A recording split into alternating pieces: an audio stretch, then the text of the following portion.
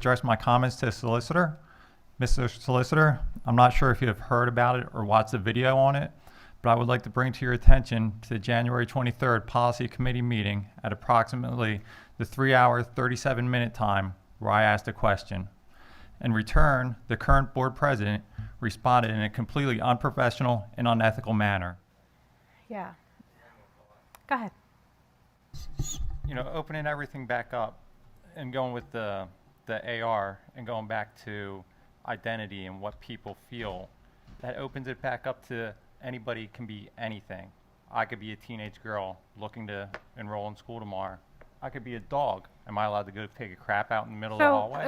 Okay, I'm going to stop you there because up until this point, we've had a really professional, constructive conversation.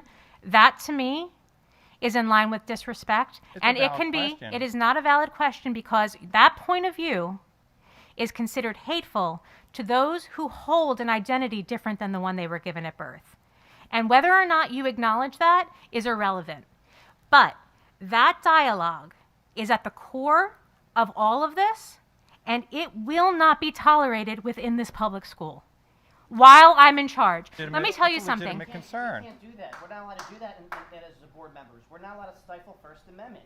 So whether I like what he said, It is not a it is not appropriate, and as a human being, it is not appropriate for me to sit and let you. But is that the truth? It opens it up to the possibility of that. Is that how you behave in your life, sir? Honest question. the truth? Of course. Okay. So we've now, I feel. It's the same point. It's the subject that she's trying to. Well, you've made the same point, Mr. Keenan, and I will not entertain it when you say it or when he says it. Talking about it the whole meeting. What is the standard? There is no way to prevent somebody from identifying. It's just that there is no standard. That's the problem. And Okay. we're talking about the whole meeting. Okay. We have to be careful as board members telling members of the community in our meetings And it's a public meeting. that they're not allowed to talk if we disagree. That is against. It is not against the policies of the board to stop hate speech, and it is not against threats. It is just simply inaccurate. He didn't make a threat, and he didn't say anything hateful. He said something that might be considered ignorant, or that someone might disagree with, but he didn't say anything hateful. We need to be careful. You know what? You're right, Mr. Saylor. Please continue. Let's hear more about the different things about taking a crap on the lawn. Yep. Yes, 100%. During her tirade, where she initially attempted to dismiss my First Amendment right to freedom of speech, she then continued acting in a condescending manner to belittle, defame, humiliate, and publicly label what I said as hate speech.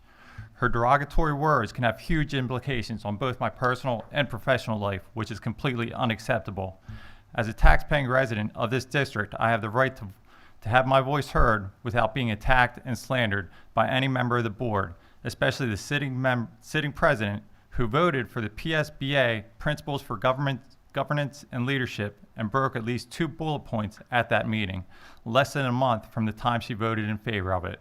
And she's looking to break more bullet points tonight by deactivating Policy 720. I am here demanding an apology for my treatment and move that with this belligerent type of behavior, she should actually be removed from her seat on the board.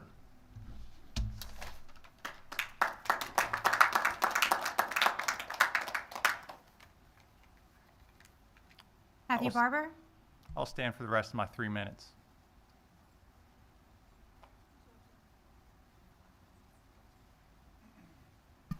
Mr. Jager, unless you have further comment, I'd ask you to take your seat, please.